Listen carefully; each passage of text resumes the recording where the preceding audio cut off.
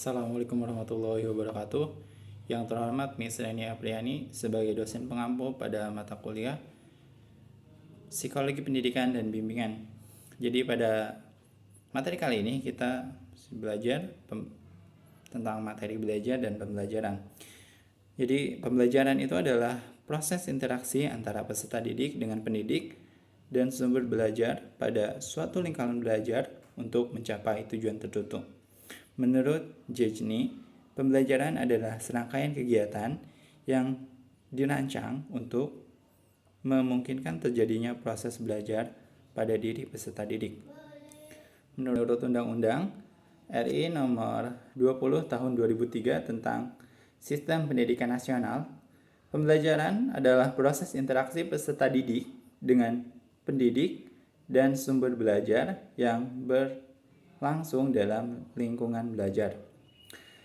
Konsep pembelajaran yang dikutip dari buku belajar dan pembelajaran karya Priamodiani. Yang pertama, pembelajaran adalah upaya menyampaikan pengetahuan kepada siswa di sekolah. Yang kedua, pembelajaran adalah mewariskan kebudayaan kepada generasi muda melalui lembaga sekolah.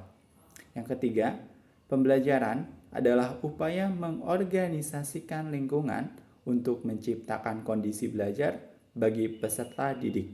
Yang keempat, pembelajaran adalah upaya untuk mempersiapkan siswa untuk menjadi warga masyarakat yang baik. Yang kelima, pembelajaran adalah suatu proses membantu peserta didik menghadapi kehidupan masyarakat sehari-hari. Terus unsur-unsur peserta didik. Yang pertama, learner atau peserta didik ini adalah subjek utama yang belajar. Terus yang kedua, teacher atau pendidik ini itu sebagai fasilitator, motivator, dan juga pembimbing. Terus ada goal of learner, tujuan belajar, arah dan sasaran yang ingin dicapai. Terus ada materi of learner, isi atau bahan yang diajarkan, method and learner strategy atau metode dan strategi pembelajaran, cara yang digunakan untuk mencapai tujuan. Terus ada media dan sumber belajar, alat bantu untuk memperjelas pesan dan meningkatkan minat belajar.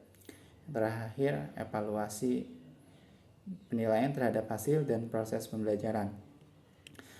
Dalam pandangan psikologi pendidikan, pelajaran merupakan proses perubahan perilaku yang disebabkan oleh pengalaman atau latihan. Berdasarkan teori behaviorisme, pembelajaran sebagai perubahan perilaku yang dapat diamati. Terus teori kognitivisme, pembelajaran sebagai proses internal yang melibatkan ingatan, pemahaman, dan pemecahan masalah. Terus konstruktivisme, pembelajaran sebagai proses membangun pengetahuan secara aktif berdasarkan pengalaman. Belajar dan pembelajaran merupakan inti dari proses pendidikan yang dirancang secara sadar dan terencana untuk menciptakan suasana yang memungkinkan peserta didik aktif mengembangkan potensi dirinya. Ciri-ciri pembelajaran yang pertama memiliki tujuan, yang kedua terdapat mekanisme, prosedur, metode, dan teknik yang direncanakan dan didesain untuk mencapai tujuan yang telah ditetapkan. Yang ketiga, fokus materi ajar, terarah, dan terencana dengan baik. Yang keempat, adanya aktivitas siswa. Yang kelima, upload guru yang cermat dan tepat. Yang keenam, terdapat pola aturan yang ditaati guru dan siswa dalam proporsi masing-masing. Kelima,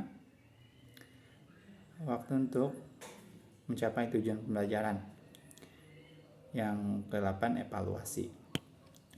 Pembelajaran harus melaksanakan langkah-langkah sebagai berikut. Yang pertama, perumusan masalah. Identifikasi kebutuhan pendidikan dan pelatihan. Yang kedua, analisis masalah. Analisis kebutuhan untuk mentransformasikan menjadi tujuan-tujuan pembelajaran. Yang ketiga, pengembangan suatu pemecahan. Merancang metode dan materi pembelajaran. Yang keempat, eksperimental, pelaksanaan pembelajaran. Yang kelima, menilai dan merevisi. Pembelajaran sebagai sebuah sistem. Jadi sistem adalah perangkat unsur yang secara teratur saling berkaitan sehingga membentuk suatu totalitas. Jadi buat sistem pembelajaran itu adalah kombinasi terorganisir yang meliputi unsur-unsur manusiawi, material fasilitas, kelengkapan, dan prosedur yang berinteraksi untuk mencapai suatu tujuan.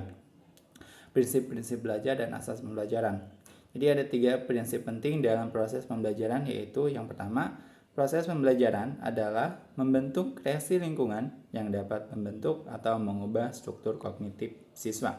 Yang kedua, berhubungan dengan tipe-tipe pengetahuan yang harus dipelajari, kayak pengetahuan fisik, sosial, dan juga logika. Yang ketiga, dalam proses pembelajaran harus melibatkan peran lingkungan sosial. Terus ada 7 prinsip dalam pembelajaran. Yang pertama, keaktifan. Yang kedua, perhatian dan semangat. Yang ketiga, keterampilan. Yang keempat, pengulangan. Yang kelima, tantangan. Yang keenam, balikan dan penguatan.